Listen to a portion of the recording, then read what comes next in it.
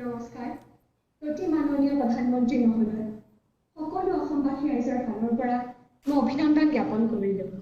माननीय प्रधानमंत्री महोदय, मैं कृष्टि सैकिया केंद्र विद्यालय IIT गुवाहाटी की 10वीं कक्षा की छात्रा हूँ और समस्त असम वासियों की ओर से आपको प्रणाम। सर, नई पीढ़ी की एक बच्चे के तौर पर हम अपने पेरेंट्स और अपने बीच की जनरेशन गैप को हमेशा कम करना चाहते हैं। तो प्राइम मिनिस्टर सर, हम ये किस प्रकार कर सकते हैं?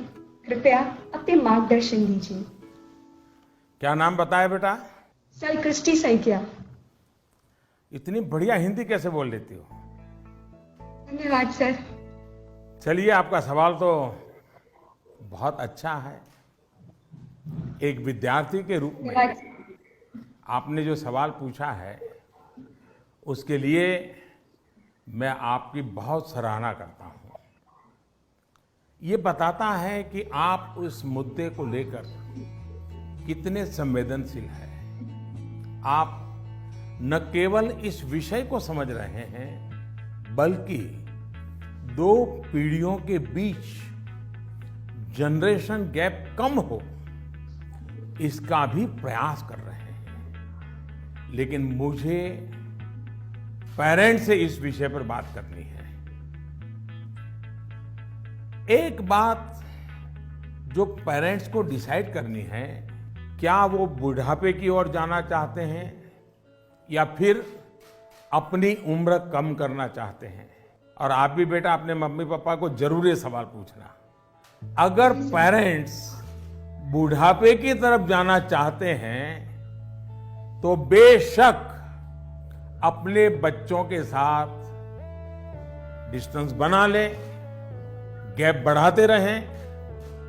अगर आपको नवजीवन की ओर आगे बढ़ना है, अपनी उम्र घटानी है, युवा बने रहना है, तो आप अपने बच्चों के साथ गैप कम कीजिए, क्लोजनेस बढ़ाइए। ये आपके फायदे वाला है। आप याद करिए, जब आपका बच्चा 1 साल की उम्र का था तो आप उसके साथ कैसे बातें करते थे?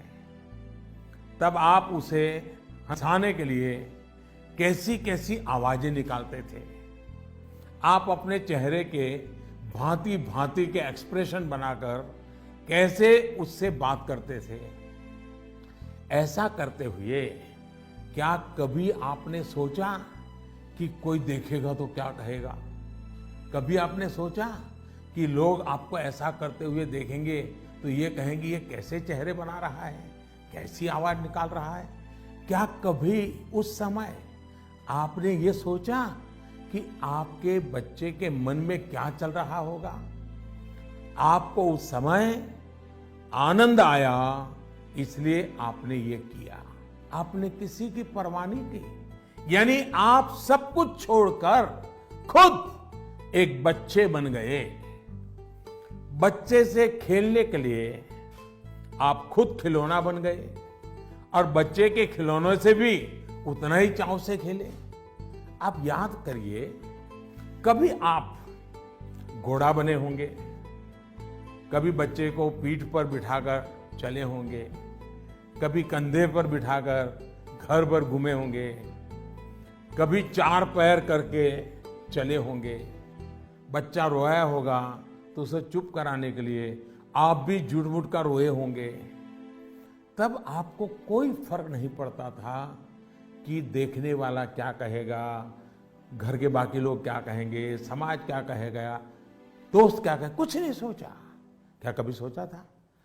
आप उसका आनंद लेते हैं और ऐसा बच्चे के 5-6 साल की उम्र तक चलता रहता है। जैसे ही बच्चा थोड़ा बड़ा होता है तो एक लेवल पर मेंटेलिटी ऐसी हो जाती है कि माँ बाप बच्चे को डोमिनेट करना चाहते हैं, बच्चे को हर चीज सिखाना चाहते हैं। अचानक जो दोस्त थे वो दोस्त न रहकर बच्चे के इंस्ट्रक्टर बन जाते हैं और कभी कभी इंस्पेक्टर भी बन जाते हैं।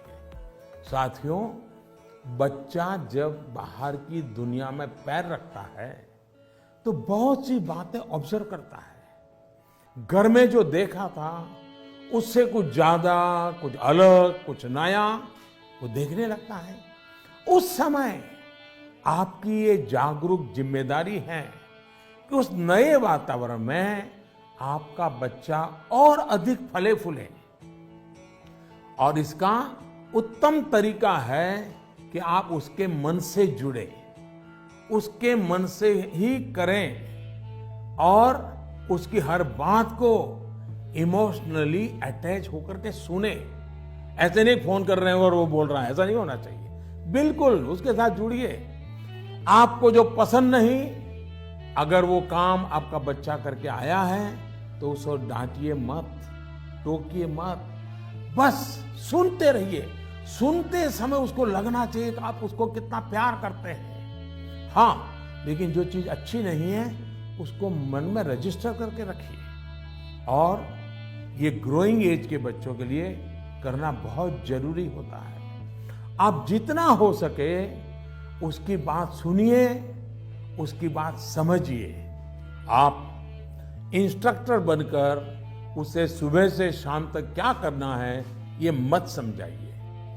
बार बार ये मत पूछिए कि मैंने ये कहा था, क्या क्या किया। बस अपनी आंखें खुली रखिए, कान खुले रखिए, उस पर ध्यान रखिए। उसमें सुधार से जुड़ी जो बातें आपने रजिस्टर की हैं, जो आपको ठीक नहीं लगा, उसे ठीक करने के लिए बहुत विचार करके एक एनवायरनमेंट क्रिएट करिए ताकि उसे खुद ही लगे कि वो कहाँ गलत कर रहा है। जब माँ बाप बच्चों के साथ हम उम्र बनकर ही जुड़ते हैं तो कोई इश्यू नहीं होता है। जैसे बच्चा कोई नया गाना सुन रहा है, कोई नया म्यूजिक सुनकर आनंद ले रहा है, तो आप भी उसके साथ उस आनंद में शामिल होने की कोशिश करिए। आप उसको मत कहो कि 30 साल पहले हमारे जमाने में तो वो गाना था, हम वो बजाएंगे। नहीं, ऐसा मत करो। वो जो गाना उसको पसंद है आप उससे जुड़िए, आनंद लीजिए ना। ये समझने की कोशिश तो करिए कि आखिर ऐसा क्या है उस गाने में कि आपका बच्चा उसे पसंद कर रहा है। लेकिन होता क्या है कि हम देखते हैं ठीक इसी समय कुछ माता पिता ये कहने लगते हैं कि ये क्या बेकार का गाना सुन रहे हो, असली म्यूजिक तो हमारे समय में होता था। अब तो जो बनता है वो सिर्फ शोर शराबा होता है।